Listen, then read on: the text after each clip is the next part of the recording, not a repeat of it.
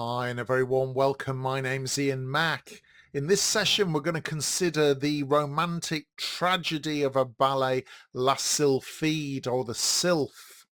Very interesting ballet, gorgeous as usual. So let's get to grips with the story if we don't know it already. So if you're ready, let's get going.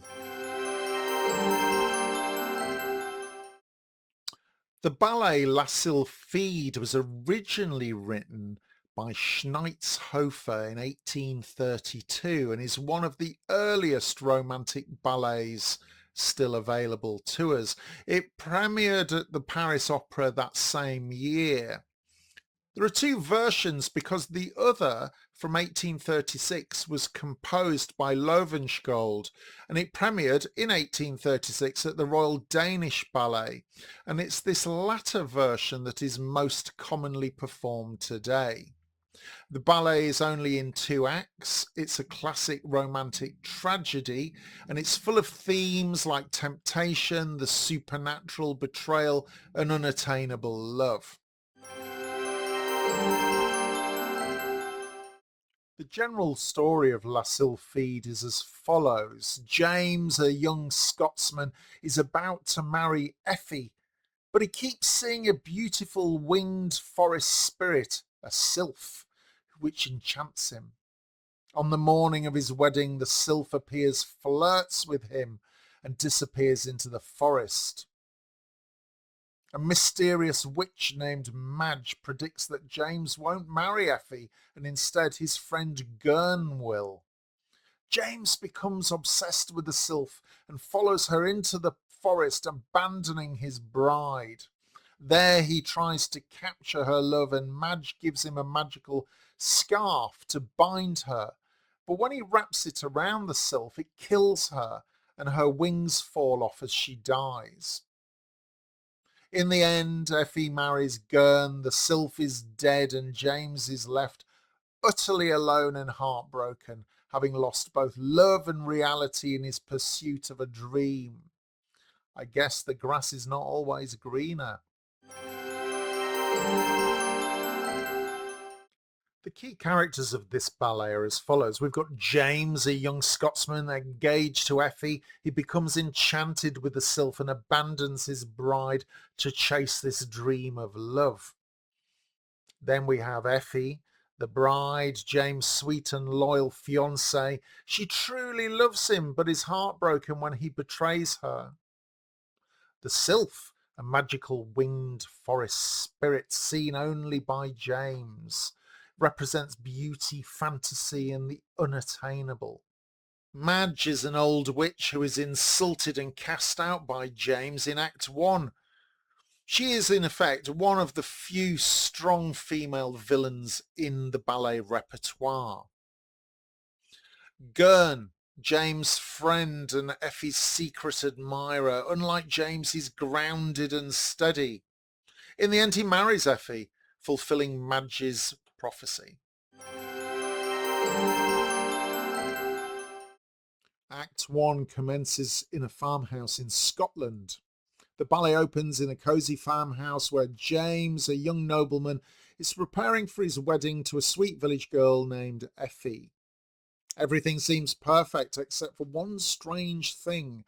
James keeps seeing a mysterious, delicate creature, a sylph, a winged forest spirit who appears only to him. She flutters around him lovingly but vanishes whenever he tries to touch her. James is both fascinated and confused. He can't stop thinking about her, even though he's about to be married. Meanwhile, Gurn, another villager who secretly loves Effie, notices James acting oddly and suspects something is wrong. During the celebration preparations, an old and ragged witch named Madge arrives. James tries to throw her out, but Effie and the others are kind to her. Grateful, Madge reads Effie's palm and makes a shocking prediction. James will not marry Effie, she'll marry Gurn instead. James is furious and has Madge kicked out, further angering the witch.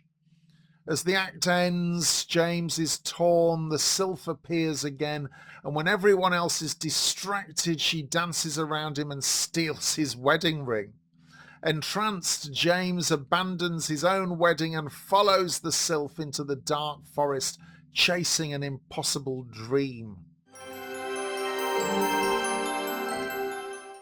Act 2 takes place in a mysterious deep forest, home to the ethereal sylph and other woodland spirits. James has left his fiancée Effie behind and is now following the sylph, completely enchanted by her. She leads him through the woods, dancing and teasing, always just out of reach. James is desperate to hold on to her, but she reminds him that the love of her world must be free and untouchable. Meanwhile, Madge, the witch James insulted earlier, is plotting revenge. She brews a magical scarf which she claims will help James keep the sylph forever. Believing her, wrongly, James accepts the scarf and gives it to the sylph as a gift. As soon as the sylph wraps the scarf around her shoulders, her wings fall and she begins to die. Realizing he's been tricked, James watches in horror as the sylph takes one last sorrowful look at him and is carried away by the other sylphs into the sky. At that moment, a wedding procession passes by. It's Effie and Gurn, now husband and wife, just as Madge had predicted. Broken, betrayed and alone, James collapses, overcome with grief, as Madge watches with cold satisfaction. The curtain falls on a tragic ending. James has lost both reality and fantasy, all because he chased an illusion.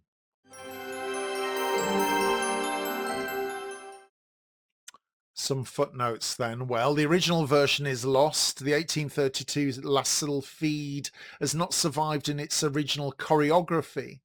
What is performed today is mostly the 1836 Danish version. Talking of which, the Royal Danish Ballet has performed Bournonville's version continuously since 1836, making it one of the longest running ballets in the world. Unlike fairy tale ballets where dreams come true, La Sylphide is different. It's a tragic warning. If you chase both fantasy and reject reality, you may lose both. Madge the Witch is one of ballet's few female antagonists with a strong, complex character. Why? Well, she's not just evil, she's also scorned, she's insulted, and she's vengeful, making her a powerful, dramatic figure. Marie Taglioni made point shoes famous, and that's linked to La Sylphide because she danced entirely on point, not just for tricks, but to appear weightless and otherworldly, a revolutionary artistic choice of its time. La Sylphide, gorgeous. Make sure you add this to your repertoire of ballets to go and see if at all possible. Very, very interesting, beautiful dancing. The sylph, wow, what can I say? So, until the next ballet story, my name's Ian Mack. Please like and subscribe, and as ever, time is knowledge.